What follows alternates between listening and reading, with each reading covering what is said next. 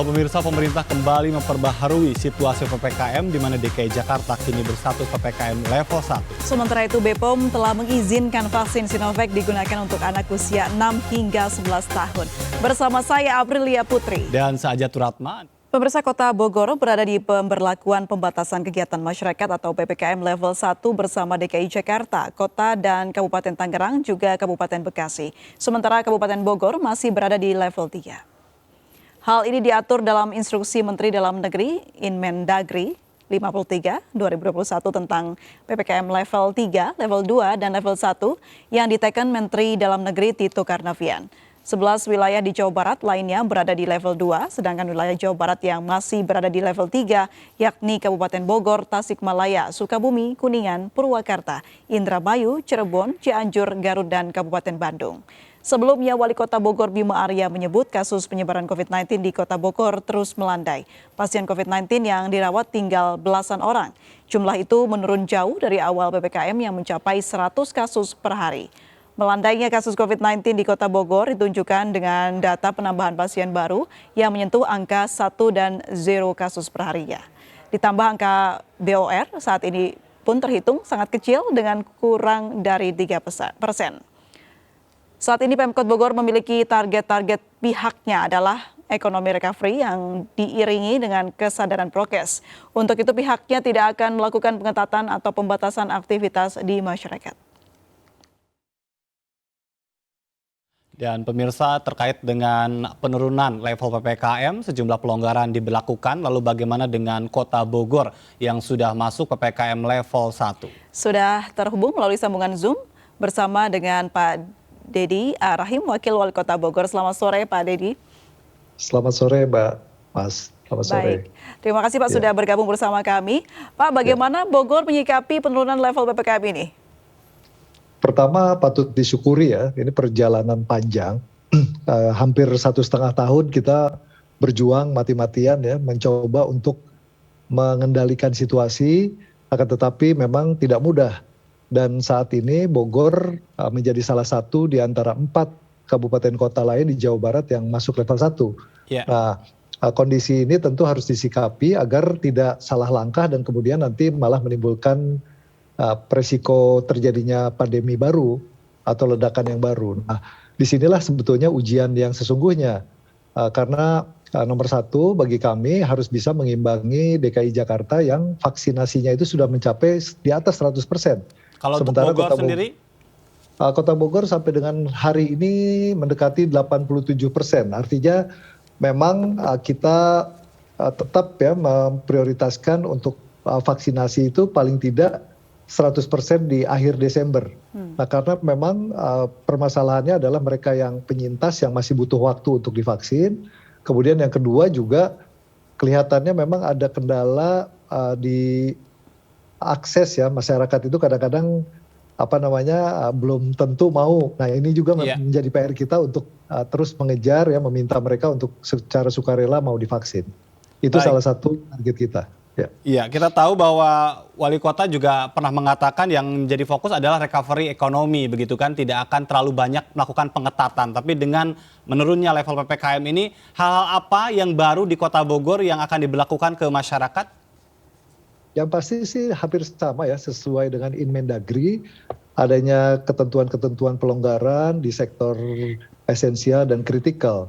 Nah, terutama di sektor jasa, di mana Bogor adalah salah satu kota yang tergantung dari PB1 ya, pendapatan itu kan datangnya dari hotel, restoran, kemudian kepariwisataan, perparkiran, dan juga kuliner. Kami memang bersyukur karena dengan demikian maka hotel-hotel ini kan bisa lebih leluasa untuk melaksanakan kegiatan-kegiatan sosial, kegiatan-kegiatan seni budaya. Kemudian juga restoran-restoran pembatasan waktunya lebih longgar lagi.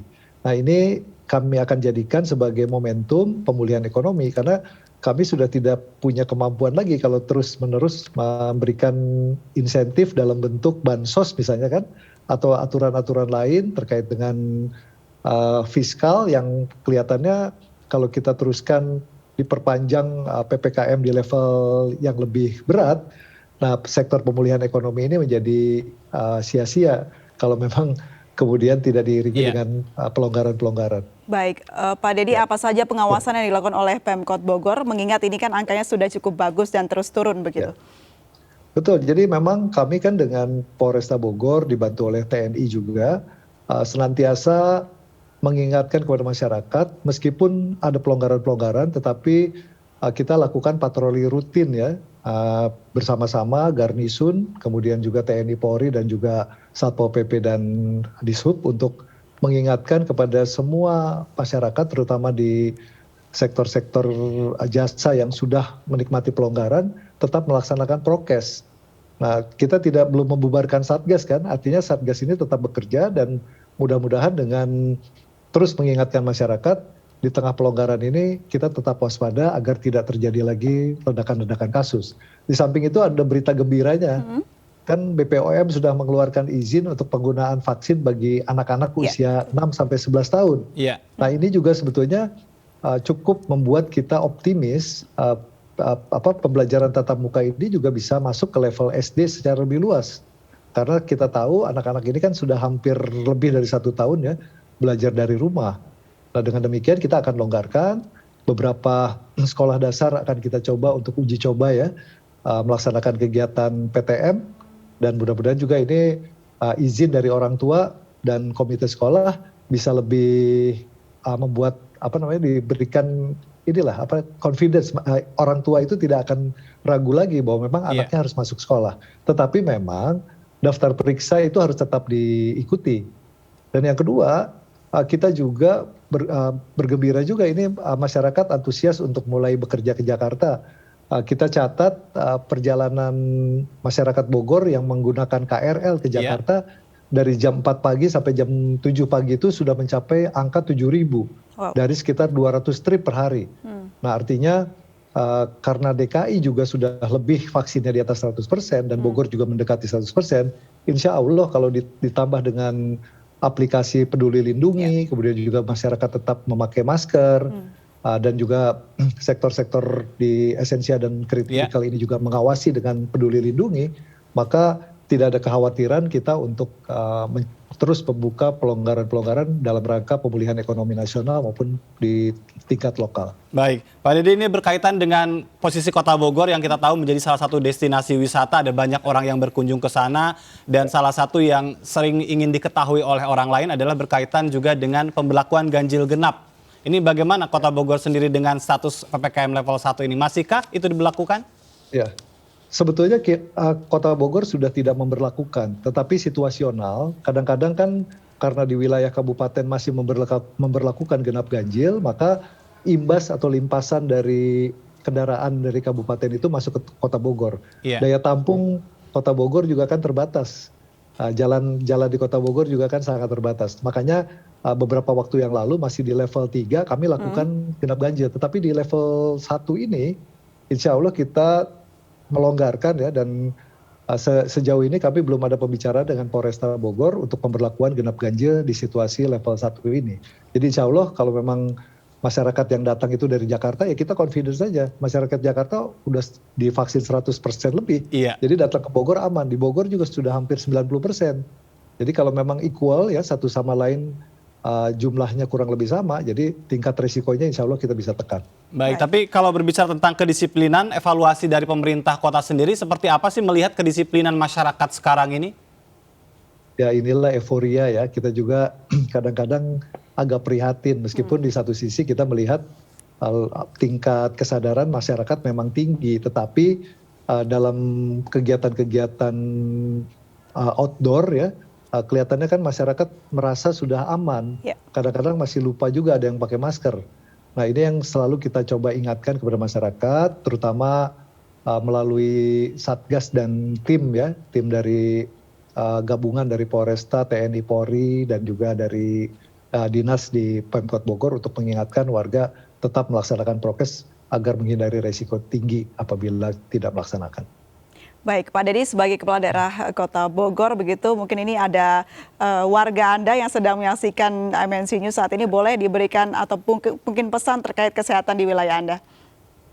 Ya, kami menghimbau ya masyarakat yang memang masih belum divaksin, keluarganya nomor 1 kami meminta kepada mereka untuk segera mendatangi posko-posko atau sentra-sentra vaksin yang kami sediakan. Saat ini sentra vaksin Kota Bogor masih ada sekitar 18 titik yang menunggu ya kedatangan dari warga Kota Bogor yang belum divaksin. Kemudian juga bersama-sama dengan tim dari Polres dan Kejaksaan dan Forkopimda yang lain, kami juga membuat tim bukan pemburu lah ya, tapi penjemput warga yang belum divaksin. Ini masih berjalan sampai dengan hari ini. Dan bahkan kami juga sudah membuka secara lebih lebih longgar ya, warga non Kota Bogor yang akan divaksin di Kota Bogor. Jadi untuk warga di sekitar, misalnya dari Kabupaten Bogor, dari Sukabumi, dari Cianjur, kami tidak menolak selama memang mereka bisa menunjukkan bahwa mereka belum divaksin dan masuk di dalam aplikasi yang memungkinkan mereka untuk divaksin, kita vaksin di Kota Bogor, tidak masalah. Baik, tapi untuk aplikasi Peduli Lindungi ini di semua sektor ya di Kota Bogor ini diberlakukan? Sebetulnya secara teknis kami meminta, terutama di kegiatan kepariwisataan, di hotel, restoran. Akan tetapi memang aplikasi ini mungkin ada beberapa kendala yang harus diselesaikan bersama. Jadi seperti mendownloadnya, kemudian request ke admin dan lain sebagainya yang kadang-kadang masih dihadapi beberapa kendala terkait dengan syarat dan lain-lain.